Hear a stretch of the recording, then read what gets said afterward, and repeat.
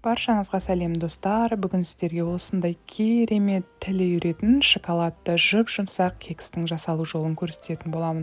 Ешқандай да қиындығы жоқ. Дәл берілген мөлшермен жасайтын болсаңыз, сізде де осылай жұмсақ шығатынына сенімдімін. Ең алдымен кекстің ингредиенттерін дайындап алайық. Ол үшін бізге 2 жұмыртқа, қант қажет болады, және де осыны жақсылап миксермен араластырып алатын боламыз. Көлемі 2 есе ұлғайып ағарған кезде ғана барып жылытылған сүтімізді қосамыз. Және де бөлме температурасында ерітілген сары майымызды қосамыз. Достар, міндетті түрде майыңыз сапалы болуы қажет. 72 немесе 82%-тегіні пайдалансаңыз болады.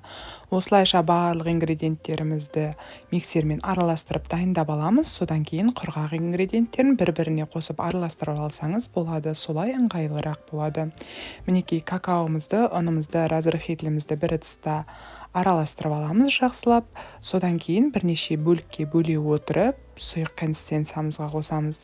Миксерді бірден қосып жібермеңіз, себебі ұн жан-жаққа ұшып бүлдіруі мүмкін. Сол үшін ең алдымен сәл араластырыңқырап алып, содан кейін ғана барып миксерді қоссаңыз болады. Мінекей ең соңында осындай бір келкі қоймалжың әдемі консистенция шығатын болады шоколадты. Осы консистенциямызды арнайы кекс формаларына құятын боламыз. Мінекей ыңғайлы болу үшін осындай мешокқа құйып алып барып кекстің формаларына салудамын. Менде капсулалары, қатты капсулалар. Егер де жұмсақ қағазға салатын болсаңыз, ол кезде арнайы темір кекс пісіретін формалар қажет болады. Ал мынандай қатты капсулаларға ол міндетті емес. Мінекей осы формаларға барлығына бірдей етіп 45 граммнан салып шығатын боламын. Сол кезде маған керекті мөлшерде көтерілетін болады.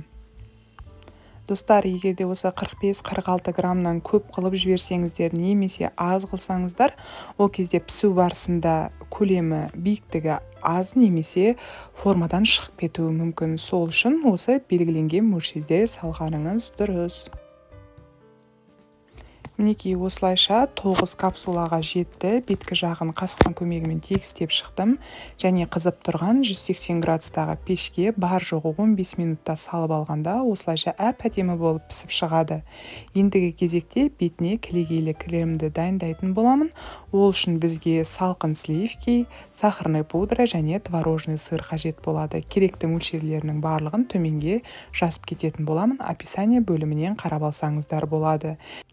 Мінекей кілегейімізбен, яғни салқын сливкейімізбен сахарный пудрамызды жақсылап бір келкі консистенцияға келгенше араластырып аламыз. Содан кейін бірден творожный сырымызды салып, және тағы араластыратын боламыз. Ең соңында бізде қоймалжың өз формасын сақтайтын кілегейлі крем шығады. Осылайша суып тұрған кекстарымыздың бетіне арнайы салқындатылған кілегейлі кремімізді кондитерский мешокқа салып, әдемі басына насадкамызды орналастырып, өзіңізге керекті осылайша мол етіп құйып шығатын боламыз. Және беткі жағын өзіңіздің қалауыңызша әсемдеуіңізге болады.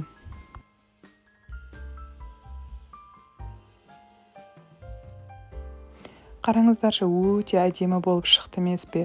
Сондай керемет. Қазір капсуладан алып көрсететін боламын. Өте жұмсақ болып шығады. Сіз де жасап көріңіз.